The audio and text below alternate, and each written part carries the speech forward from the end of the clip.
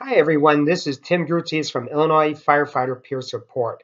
A few months ago, I had the honor and privilege of attending a memorial ceremony dedication for an Illinois toy worker who was killed in September of 2017 on a stretch of I-294 that our department responds to. Now, while I was not there myself directly, we were invited. It just happened to be on my shift.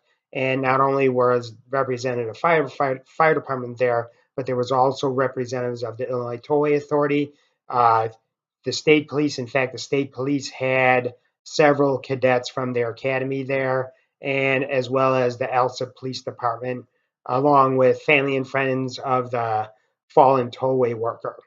There were a lot of people who spoke that day, but none that was more poignant than that of his widow, who was an elementary school teacher by trade.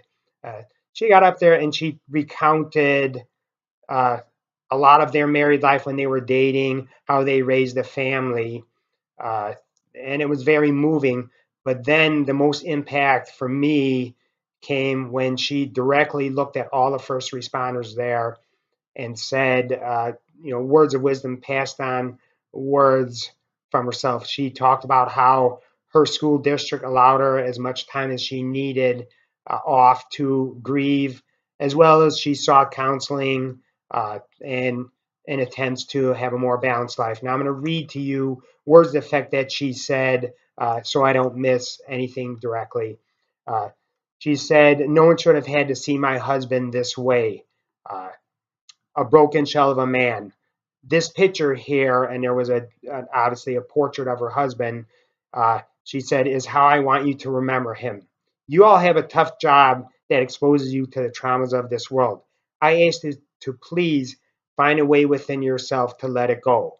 I know this is tough, but for your own sake, do so." After that day, and I've been pondering this for a few months now, the impact that had, find a way within yourself to let it go. Now, for everybody in our line of work, and it doesn't have to be our line of work, it could be any occupation in this country or in this world, people are exposed to stress, they're exposed to traumas. Uh, but it's not an easy thing just to let it go by sitting there in and of itself without you maybe seeking out a little bit of guidance. And that's how and why we as Illinois Firefighter Peer Support exist. It's our mission to help reduce that stigma associated with mental health issues, as well as to address the rising suicide rate among first responders. And one of the best ways that I found, and that's how I got into this path along my journey in this lifetime, uh, was my association with Illinois Firefighter Peer Support, where I started realizing, or it came to light, that I was having some issues, tough time dealing with some of those traumas, as the widow spoke about. It just was starting to become overwhelming. So I did seek out counseling, and I become an active member of the Illinois Firefighter Peer Support. And there's none more gratifying than being able to sit across from a peer or deliver an educational outreach to departments or fire academies or and alike, and share my story with them in the hopes that if there's somebody that's just sitting out there on the edge of the shadows of uh, any behavioral health issues that they might have, and maybe they'll seek us out through either our Facebook page, our phone number, or they may email one of us directly. Again, a gratifying experience to see how when you're sitting there talking and you can relate to them and they start, there's this sense of a little bit of relief that they're letting down their guard and they're becoming a little bit more open about their story. One of the things that our spousal support uh, director or coordinator, Colleen Murphy, had said one time is that everybody brings a history with them to the fire service or to the EMS or the first responder world, if you're a police officer or the like. And, I thought about that. And one of the things she had said is, you got to be careful how you talk with each other, how you deal with each other, because there may be something to call you respond on that might be triggering to that person. If somebody came from an alcoholic family, now you're dealing with that out on the street, and you become highly upset or enraged. In the past, it's like, well, let's just give this guy or this gal her space. But we want to try to maybe take it a little step further and have an open and honest conversation with them. Not that you're going to force peer support on them, because it is on a voluntary basis.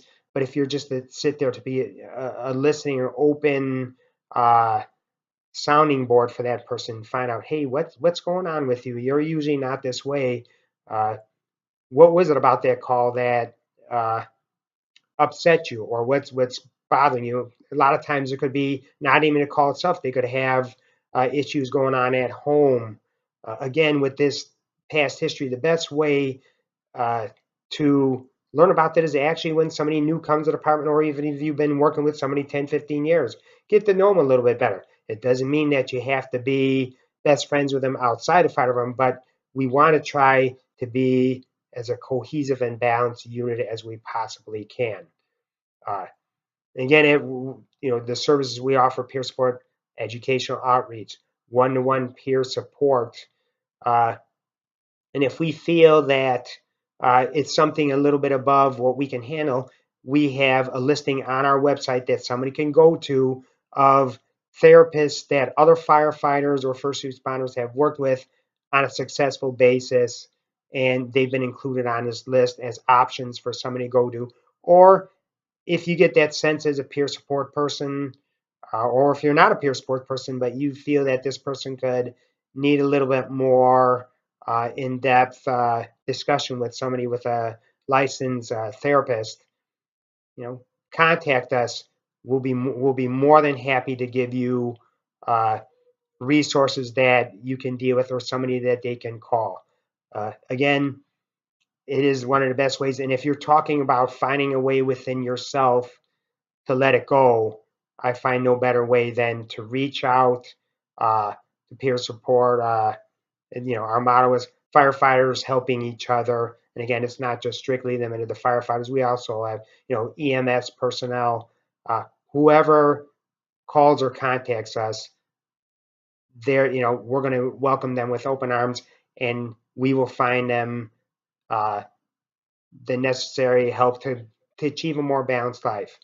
I hope that this helped you. And again, you could contact me directly on, go to our Facebook page, or you could get me at timgruzius@gmail.com, or any of the other, we have several bios on there of our members. If somebody resonates with you, please call them, contact them, or just call the number. Again, this is something that we treat this very confidential, with a high degree of confidentiality, much like a therapist would. And we do not come back to your department and say, hey, we met with this guy. Everything will be on a first name basis, and hopefully we will be able to help you achieve that peace of mind that you may be seeking. Until next time, please be safe and be well. Take care.